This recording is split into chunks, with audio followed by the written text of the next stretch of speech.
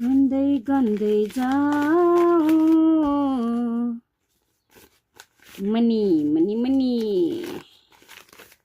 यो पैसा भन्ने चिज पनि कस्तो अचम्म होला है, नभए पनि नहुने, भए पनि नहुने। तर नहुनुभन्दा त भएकै राम्रो है। पैसा नभएर दुःख पाउनुभन्दा त पैसा भन्ने चिज भएरै अलिकति दुःख भए पनि बरु केही प्रब्लम हुँदैन है।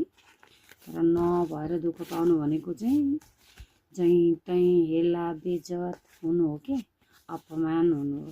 बरु पैसा भएर हुनु हो भने त कहीँ कहीँ मात्रै हुन्छ नि, सबै ठाउँमा त बेइज्जत गाली अर्काको त्यो सहनु पर्दैन नि त। त्यही भएर पैसा नहुनुभन्दा भएरै दुःख पाएको राम्रो। यो कसले बनायो हो यो पैसा होइन, त्यो चाहिँ अपराधी नै हो क्या। यो पैसाले गर्दा मान्छेहरूले कहाँ कहाँ के कति पाप कति के गर्नु परेको छ होइन। अब हाम्रो बाउहरूको पालामा त यस्तो बिरी पैसाको चलखेल थिएन। हाम्रो पालामा त के भन्नु, बिना पैसा त हजारको पनि रहेछ है कुनै पनि त। यस्तो गाह्रो छ जिन्दगी चलाउन होइन। त्यही भएर मान्छेले कमाइसकेपछि चाहिँ हल्का फुल्का यसो बचत पनि गर्नु जानु पर्दो रहेछ क्या।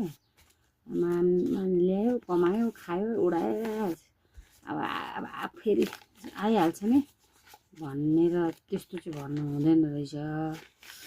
अलिअलि भए पनि जोगाउन सक्यो भने केही न केही हुन्छ लाइफमा होइन। अब के गर्नु, फाइनेन्सलाई विश्वास गरेर है त्यत्रो पैसा राखेका थिएन हाम्रा नेपाली दाजुभाइ दिदीबहिनी आमाहरूले होइन। कति खाएर हिँड्छ त्यो पैसा आउने ठेगान छैन। 75,000 त मेरो पनि डुब्या छ, धेरै त छैन। मेरो त 5 लाख चान्चुन थियो फाइनेन्समा, 2टा फाइनेन्स गरेर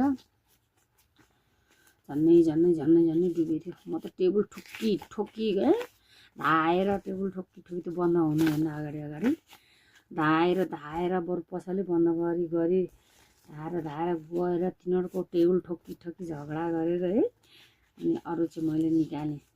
2 लाख चाहिँ झन्नै अड्क्या थियो। त्यो 2 लाखमा नि मैले त्यहीँको स्टाफलाई 2,000 एक्स्ट्रा पैसा दिन्छु, मेरो पैसा ल्याइदिए तँलाई 2,000 पैसा एक्स्ट्रा दिन्छु भनेपछि बरु म तेरो अफिसमा केही पनि भन्दिनँ, उठाएर बाहिरबाट भए पनि मेरो पैसा देऊ भनेर भने। बिचरा तिमीले त्यसै गरिन् क्या। अनि मैले उसलाई 2,000 पैसा घुस खुवाएको भनौँ न है। अब के गर्नु त, त्यो डुबाउनुभन्दा त बरु 2,000 उसलाई पकेट मनी हुन्छ नि त, उसलाई एक्स्ट्रा मनी हुन्छ भनेर दिएर